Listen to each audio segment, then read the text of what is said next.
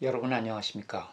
여러분들의 저작권에 대한 궁금증을 풀어드리는 미래저작권연구소의 오승종 변호사입니다. 우리가 그 컨텐츠를 제작을 할 때 이런저런 이유로 해서 다른 사람의 저작물을 이용하는 경우가 많이 있습니다. 이럴 때 다른 사람의 저작물을 출처를 표시하고 이용하면 괜찮다.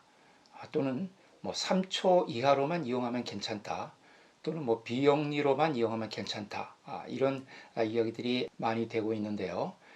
그러나 이런 것들은 다 정확한 기준은 아닙니다. 과연 어떤 경우에 우리가 다른 사람의 컨텐츠를 허락을 받지 않고 이용할 수 있는지, 거기에 대한 우리 저작권법에서 정확한 규정이 어떻게 되어 있는지에 대해서 오늘 영상을 통하여 말씀드리도록 하겠습니다. 우리 저작권법은 제28조에서 다른 사람의 저작물을 정당하게 이용할 수 있는 경우를 규정을 하고 있습니다. 공표된 저작물을 보도, 비평, 교육, 연구 등을 위하여 정당한 범위 안에서 공정한 관행에 합치되게 이를 인용할 수 있다. 이렇게 규정을 하고 있습니다. 다른 사람의 저작물을 허락받지 않고 정당하게 이용하기 위해서는 네 가지 조건이 필요하다는 것을 알 수가 있습니다. 첫째는 그 다른 사람의 저작물이 공표된 저작물이어야 됩니다. 그러니까 다른 사람이 아직 공표하지도 않은 그런 저작물을 내가 먼저 가져다 쓰는 것은 허용이 되지 않습니다. 예를 들어서 토플 시험, 영어 시험이 있죠. 토플이나 토익 영어 시험을 이제 보러 들어간 사람이 그 안에서 자기가 이제 풀어본 문제를 가지고 나와서 그것을 뭐 문제집에 이용을 한다든가 이런 사례가 있었습니다. 이 부분에 대해서 우리나라 판례는 이 토플 시험 문제는 비록 시험장에서 그 수험생들에게 제공이 되어 온 것이지만 이것은 비공개를 조건으로 해서 제공된 것이기 때문에 이것을 함부로 가져나가서 자기의 문제집 작성에 이렇게 이용하는 것은 허용이 되지 않는다. 네, 이렇게 판결한 사례가 있습니다.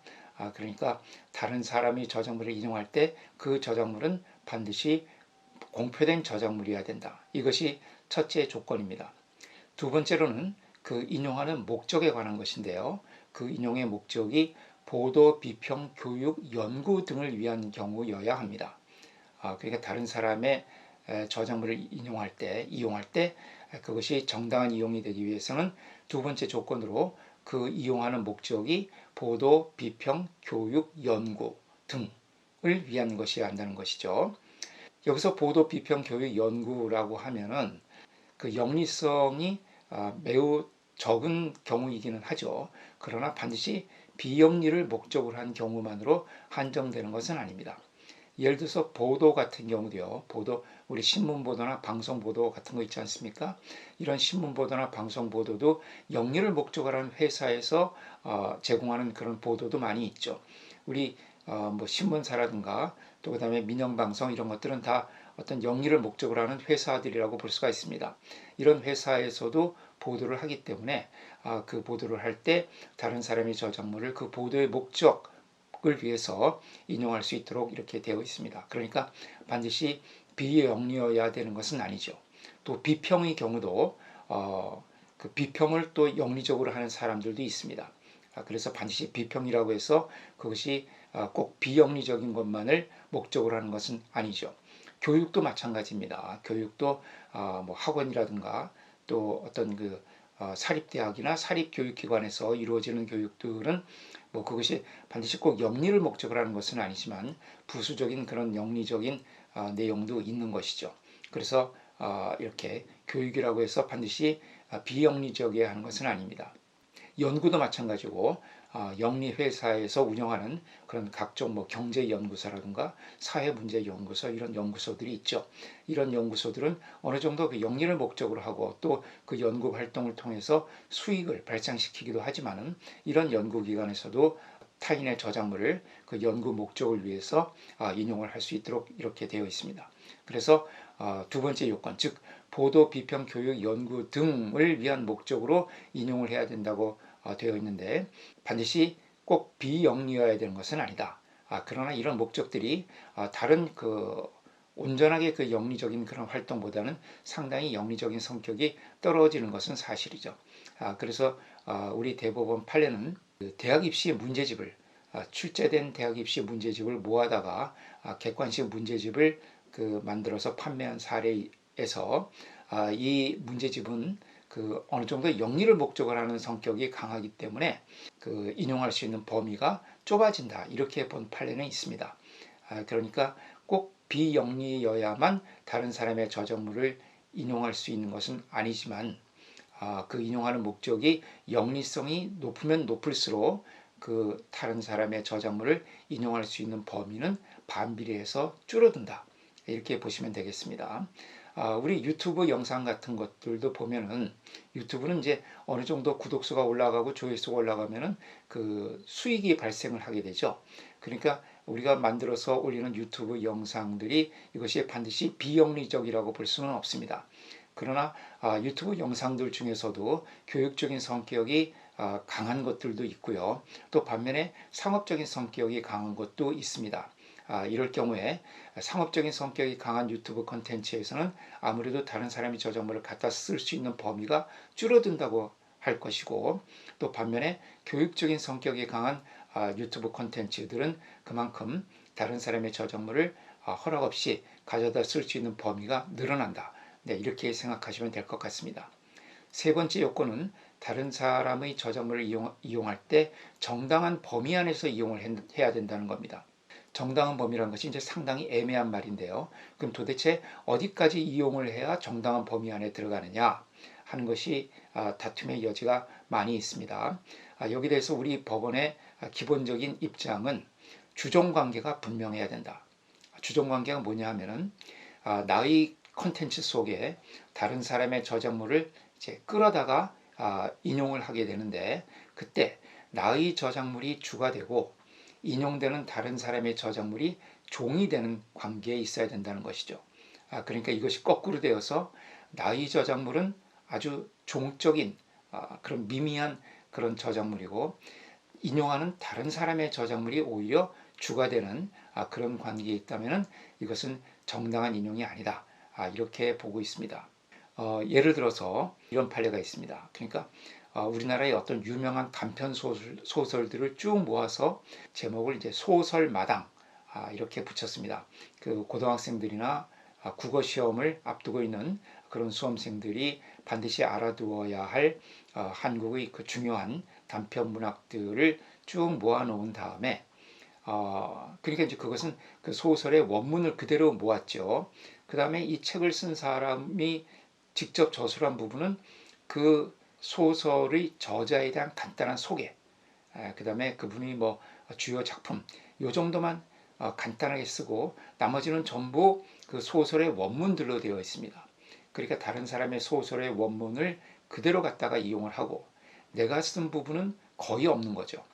이런 경우에 내가 쓴 부분은 아주 종적인 관계에 있고, 그 다음에 인용되는 다른 사람의 저작물, 즉 그 소설이라든가 단편 소설이 오히려 주가 되는 그런 관계에 있으면 이것은 정당한 인용이라고 볼 수가 없다, 이렇게 판결을 했습니다. 비록 그것이 비평이나 교육을 위하거나 또는 연구라는 이런 목적을 위한 경우를 하더라도 주종 관계가 바뀌게 되면 정당한 인용이라고 볼 수가 없습니다. 유튜브 콘텐츠 중에는 책을 소개하는 유튜브 영상들이 많이 있습니다. 저도 아주 좋아하는데요.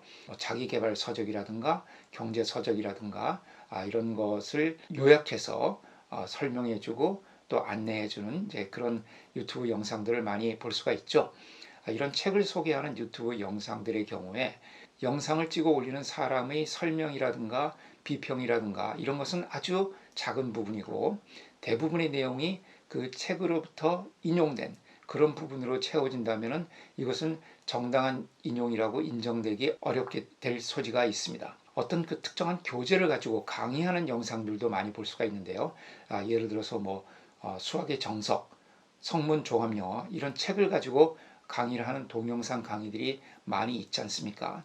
이제 그런 것들은 보통 유튜브보다는 이제 다른 동영상 강의에서 많이 볼 수가 있는데, 이런 강의를 제작을 할 때도 그 교재가 되는 그 다른 사람의 저작물을 지나치게 많이 인용을 해서 내가 설명하는 부분은 매우 적고 대부분이 그 교재의 내용으로 채워진다면 그것은 저작권 침해가 될 소지가 있습니다. 보통 이제 이런 경우는 국어와 영어 과목에서 많이 나타나게 됩니다. 왜냐하면 이제 국어나 영어는 다른 과목에 비해서 그 지문을 사용하는 경우가 굉장히 많거든요. 교재를 가지고 강의하는 그런 동영상들 또는 책을 소개하는 그런 동영상들 이런 경우에 그런 과연 그것이 정당한 범위 안에서 인용인가 하는 것을 우리가 주의 깊게 살펴볼 필요가 있습니다. 네 번째 요건은 공정한 관행에 합치되어야 된다는 것입니다.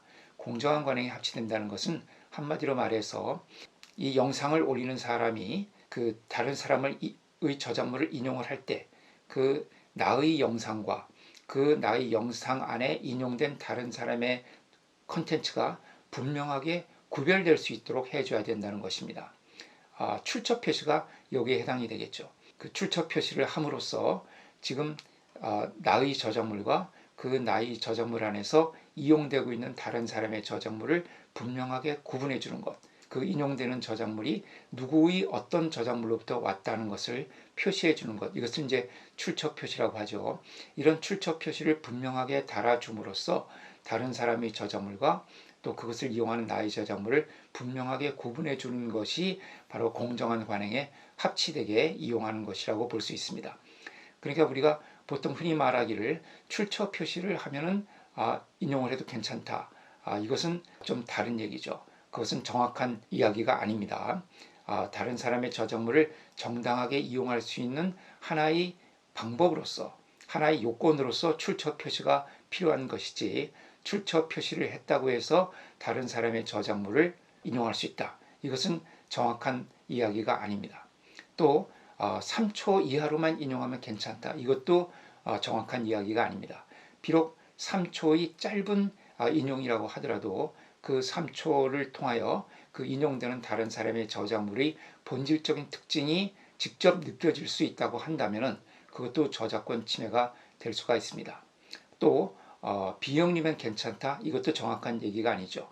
비영리라 하더라도 그것이 정당한 범위 안에 있지 않거나 공정한 관행에 합치되지 않은 이용이라면 그것은 저작권 침해가 될 수가 있습니다. 그래서 우리가 저작권법을 정확하게 알아두는 것이 필요합니다. 3초 이하면 괜찮다, 출처 표시만 하면 괜찮다, 비영리면 괜찮다 이렇게 단편적으로 알아서는 상당히 위험할 수가 있고요.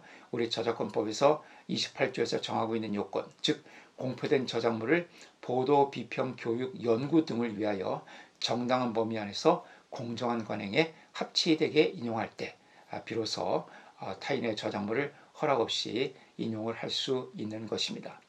그리고 이런 이제 그 정당한 범위 안에 있는 것이 과연 어떤 경우이냐, 무엇이 공정한 관행에 합치되는 것이냐, 어떤 경우가 이 목적에 부합하는 것이냐 하는 부분들은 여러분들이 구체적인 그런 케이스에 부닥쳤을 때 대법원 사이트에 가보면은 조문을 입력을 해서 거기에 관한 여러 가지 판례들을 검색을 해 보실 수가 있거든요.